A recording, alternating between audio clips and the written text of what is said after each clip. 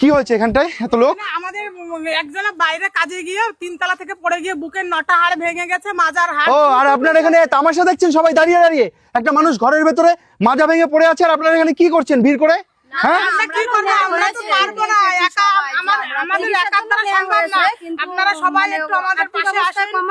আমি তো সেই খবরটা পেয়েই আসলাম যে এখানে একটা মানুষ মাজা ভেঙে পড়ে আছে, তার গিয়ে একটু সাহায্য করতে হবে। আপনারা তাহলে এত মানুষ এখানে কি করছেন? আমরা আমাদের এইটুকুনি তো। আপনার কাছে 5 টাকা আছে? 5 টাকা আছে, দেন আমি ওনাকে দেবো। 5 টাকায় কি সাহায্য? হ্যাঁ হবে, 5 ওনার। টাকায় কি অপারেশন হবে? ওনার 20-25 লাখ টাকা লাগবে। সরকারিতে আমার কথা শোনেন, এই যে এতগুলো মানুষ দেখতে পাচ্ছেন, এই সবাই যদি 5 টাকা 10 টাকা করে দেন না, তাও একটা অনেক টাকা হবে। হ্যাঁ, আচ্ছা একটুখানি ভেতরে গিয়ে আমি দেখবো মানুষটাকে কোথায় আছে। এই ঘরে? হ্যাঁ, দেখি। চলেন দেখেন, ঘরেই আছে। আমরা তো এটাই চাই যে ঘরে আছে, সবাই একটু এগিয়ে আসেন। কোথায়? এই তো এই যে এখানে হ্যাঁ, এই যে দেখেন, মানে অবস্থা খুবই খারাপ। এদের একটু ঘর বাড়িও নেই, এর হচ্ছে শ্বশুর বাড়ি। এই যে দেখো কিভাবে কান্না করছে। সবাই প্লিজ আপনারা একটু সাহায্য করুন আমাদের পাশে। ভাই এগিয়ে দেখ, এসে একবার দেখ চোখ দিয়ে কিভাবে জল পড়ছে, দেখ মানুষটার। কিভাবে দেখা, কান্না করছে। দেখা। এর বয়সও বেশি না, মাত্র 32 বছর বয়স। ওর দুটো ছেলে মেয়ে দেখেন, ছোট ছোট একদম দুটো ছেলে মেয়ে। কিভাবে কি করবে বুঝে উঠতে পারছে না কেউ, আমরা কেউ বুঝে উঠতে পারছি না। আপনারা প্লিজ একটু সাহায্যের হাত বাড়িয়ে দিন। খুব অবস্থা খারাপ। আচ্ছা দিদি ভাই, কান্নাকাটি করেন না, কান্নাকাটি করেন না, কান্নাকাটি করেন না। ঠিক আছে, ঠিক আছে, আমরা আছি, আমরা দেখছি কি করা যায়। শোনেন শোনেন, আমি একটা কথা বলি, আমার কথা শোনেন। আপনারা প্লিজ একটু আপনাদের ঠিকানাটা প্লিজ একটুখানি বলুন সবাইকে, অনেক মানুষ দেখছে। ঠিকানা হচ্ছে বনগাঁ, গোপালনগর থানা, বর্ধনবেড়িয়া গ্রাম। আচ্ছা, এখানে যদি কোনো মানুষ আসতে চায় কিভাবে আসবে? গোপালনগর আসলেই গোপালনগর পাশেই, স্টেশনের পাশেই বর্ধনবাড়ি গ্রাম। বর্ধনবাড়ি আসলে যে কাউকে বললে। ওনার নাম কি? এর নাম হচ্ছে উজ্জ্বল সরকার। তুমি কথা বলতে পারো? কি হয়েছে তোমার? আমি 3 তলা থেকে কাজে গিয়ে পড়ে গেছি। তারপরে পড়ে যাওয়ার পরে আমি একদিন পরে আমার জ্ঞান আসে, তখন আমি দেখি আমি হসপিটালে।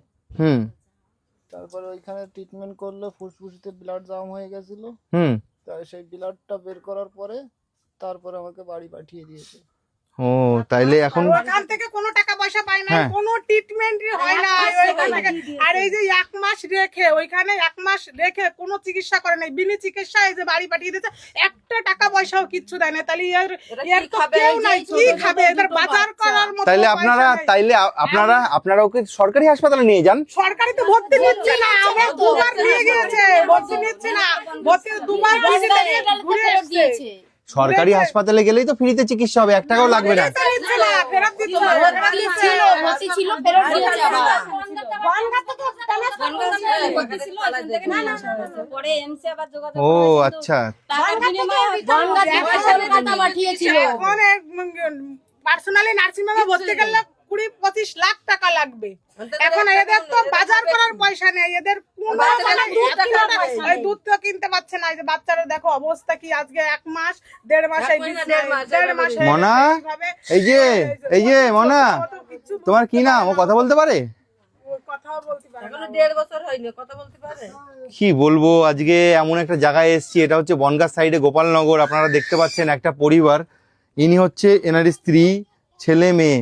এই মানুষটা কাজ করলে আগে সংসার চলতো, এখন এই মানুষটা বিছনায় পড়ে গেছে, এই বাচ্চাদের দুধ কেনারও টাকা এনার কাছে নেই। এমন একটা পরিস্থিতি। এদের ঘর নেই তো, এইটা শ্বশুরের ঘর, কিচ্ছু নাই, এটা বাবার বাড়ি। শ্বশুর বাড়ি এই যে পাশেই, ঘর ওই কিচ্ছু সাইডে নেই। একটা ছোটটা ভাঙা ঘরে থাকে। দেখেন, আমি না আসার সময় মানে আমি হঠাৎ এসেছি তো, আমি অনেক চাপে ছিলাম। আমি যদি কিছু টাকা পয়সা দিই অসুবিধা নেই তো? দুধ কেনা আমি আমি আমি জানি না আমার পকেটে কয় টাকা আছে, তবে সেটা খুব সামান্য হতে পারে, কারণ আমি জানি না, আমার কাছে টাকা আমি আনতে ভুলে গেছি। যাই হোক, বাচ্চার দুধ কেনার হচ্ছে গিয়ে টাকার ব্যবস্থাটা আমি করে দিচ্ছি।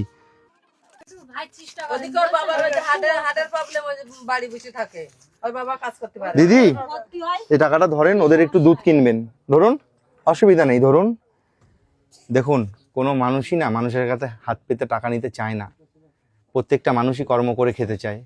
এখন কি করা যাবে, পরিস্থিতি এমন একটা জায়গায় এনে দাঁড় করিয়ে দিয়েছে, মানুষটা অসহায় হয়ে গেছে। ইনি কিছু করতে চাইলেও করতে পারছে না, কারণ ওনার হচ্ছে গিয়ে দেখুন কত মানুষ এখানটায় এসছে। আমি দাদা হাত জোড় করছি, আ- আ- তোমাদের সমর্থন না না না আমার কাছে হাত জোর করবেন না, আমি আপনার থেকে অনেক ছোট। এই এই এই আপনাদের সমর্থন, আপনি হাত জোড় এই মানুষগুলো ভগবান যারা দেখছে ভিডিওটা, আমাদের সমর্থন নেই, চিকিৎসা করেন, তাই আপনারা একটু সবাই জামাইটাকে বাঁচান। সবাইকে অনুরোধ করব প্লিজ আপনারা ভিডিওটাকে অনেক অনেক শেয়ার করেন আর এই পরিবারটার পাশে একটুখানি দাঁড়ান। বনগাঁর যত কন্টেন্ট ক্রিয়েটর আছে যারা ভিডিও তৈরি করো, প্লিজ সবাই একটুখানি আসো এই গোপালনগর বর্ধন বেরিয়াতে, এই পরিবারটার পাশে সবাই একটুখানি দাঁড়াও। অনেক মানুষ এসছে এখানটায়, তোমরাও সবাই আসো, এসে একটু পরিবারটার পাশে দাঁড়াও, একটুখানি আর্থিক সহযোগিতার হাত বাড়িয়ে দাও, সবার কাছে অনুরোধ করছি। একে বাঁচান দাদা, এছাড়া আমাদের কেউ নেই। আমার দুটো বাচ্চা নিয়ে আমি থাকি, এই ছিল আমার, আর কেউ নেই দাদা। আমি বুঝতে পারছি দিদি, কাঁদবেন না, কাঁদবেন না। আপনি না এই মানুষগুলোকে বলুন এরা হচ্ছে ভগবান, যারা ভিডিওটা দেখছে এই ভগবানদেরকে বলুন আপনি, এনারা নিশ্চয়ই কিছু একটা করবে, আপনি বলুন। আমার স্বামীকে একটু সবাই সাহায্য করো, যাতে একটু অপারেশন করে ভালো করতে পারি, আমার ছেলে মেয়ে নিয়ে যেন আমি ভালো থাকতে পারি। সবাই সাহায্য করবে তোমাকে। আজকে গোটা বনগাঁর মানুষ, বলছি, হ্যাঁ দিলখান দাদা ভাই আপনাকে উদ্দেশ্য করে বলছি, খুশির বান্ডা দাদা ভাই আপনাদের সঙ্গে আমার কথা হয়েছে, কিন্তু আপনারা বলেছেন আমি পরে জানাচ্ছি। দিলখান দাদা ভাই আমাকে বলেছে আমি বোন আমি তোমাকে পরে জানাচ্ছি, কিন্তু এখনো জানায়নি কবে আসবে। তাই আমি বলছি ভিডিওটা বেশি বেশি করে শেয়ার করে দিলখান দাদা ভাইয়ের কাছে একটু পাঠিয়ে দিন, যাতে উনি ভিডিওটা দেখতে পারে, আমাদের পাশে এসে দাঁড়ায়। আমরা খুব অসহায়, ওনারা না দাঁড়ালে আমরা কিছুই করতে পারবো না। দাদা ভাই সঙ্গে আমার কথা হয়েছে, বলেছে আমি দুদিন পরে জানাচ্ছি, কিন্তু এখন আর জানাইনি কবে আসবে। প্লিজ আপনি আসেন, আপনি ছাড়া হবেন, আপনারা সবাই আসেন, ইউটিউবার যত আছে সবাই এসে এদের পাশে দাঁড়ান। আমরা কিন্তু পাড়ার লোক, তাও মানে আমাদের চোখের জল রাখতে পারি না, এর এতটা মানে অবস্থা। আমরা সবাই চাই যে ও সুস্থ হয়ে যাক, ভালো হয়ে যাক। আপনারা প্লিজ বেশি বেশি করে একটু ভিডিওটা শেয়ার করেন, একটু সাহায্য করেন, যে যা পারেন, 5 টাকা 10 টাকা যে যা পারেন আপনাদের সামর্থ্য অনুযায়ী আপনারা দিন। আপনারা তো কতই টাকা নষ্ট করেন। আচ্ছা এখানে যারা যারা টাকা পয়সা দিতে পারবে একটু দাও তো, যা পারবা 50 100 200 500 যার যা সামর্থ্য আছে সেই অনুযায়ী দাও তো, সবাই দাও তো, তাড়াতাড়ি দাও তো, দাও দাও দাও দাও দাও দাও দাও দাও সবাই দাও, যে যা দেবা দাও দাও। সবাই এইভাবে যদি আমরা দিই একটু একটু করে, তাইলেই ওনার চিকিৎসাটা হবে। দাও এনার 20 ভাই, থেকে পিছাই যা 25 পিছাই যা, লাখ আসো টাকা দাও, লাগবে। এখানে দাও, ওনার হাতে দাও, সবাই- ওনার হাতে দাও, ওনার হাতে দাও, দাও দেখি, হ্যাঁ দাও দাও সবাই দাও, ধরো ধরো, আর কে দেবে, আর কে দেবে, তুমি দাও দাও সবাই দাও, আসেন আসেন আসেন, দেন দেন দেন, অসুবিধা নেই। আপনি যেই 10 টাকা দিয়েছেন না, এই 10টা টাকাই অনেক, এই ছেলেটার জীবন বাঁচাতে এই 10 টাকারই প্রয়োজন। এইভাবে যদি প্রত্যেকটা মানুষ 10 টাকা করেই দেয়, এই ছেলেটার জীবনটা বেঁচে যাবে, এই ছেলেটার জীবনটা বেঁচে যাবে। ধরেন ধরেন ধরেন, সব এই টাকাগুলো সব ধরেন, কাছে রাখেন। আপনাদের সকলের কাছে হাত জোর করে অনুরোধ করছি, আপনারা ভিডিওটাকে যত পারবেন শেয়ার করবেন, এই ভিডিওটাকে অনেক শেয়ার করেন, আর একটুখানি এদের আর্থিক সহযোগিতার হাত বাড়িয়ে দেন। শোনেন এনার মুখ থেকে সমস্ত বিষয়, আপনি বলেন। যে আপনারা তো বাইরে কাজে যারা থাকেন বিদেশে, তারা তো জানেন সবকিছু। এ তো বিদেশে গিয়ে এরকম হয়েছে, বিদেশে কেরালা গিয়ে প্রবাসী ভাইগুলো প্লিজ একটু সাহায্য করুন। আপনারা যদি সাহায্য করেন তাহলে এর অপারেশনটা কিন্তু আটকাবে না। 20-25 লাখ টাকা তো কত টাকা, আপনারা এত লোক, যদি কিছু টাকা 10 টাকা 5 টাকা 20 টাকা যে দেন। যা পারেন সাহায্য করুন প্লিজ। ওনার হাতে দেন, দেন আমি দিয়ে দিচ্ছি, এই নেন এই নেন, ধন্যবাদ। প্লিজ যে যেখান থেকে ভিডিওটা দেখছো সবাই সবার সাধ্য মতো, আমরা অনেক চাইছি না, যে যেরকম পারো সে সেরকম করে একটু সাহায্য করো। এর অপারেশনটা না করলে দেখো এই দুটো বাচ্চা পুরো অনাথ হয়ে যাবে।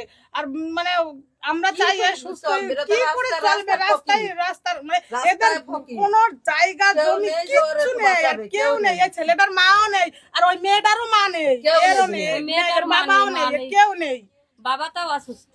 আজকে এই গোপালনগর বনগাঁর মানুষ যদি চায়, এই ছেলেটার জীবনটা বাঁচিয়ে দিতে পারবে, এটা আমি জানি, এটা আমার বিশ্বাস।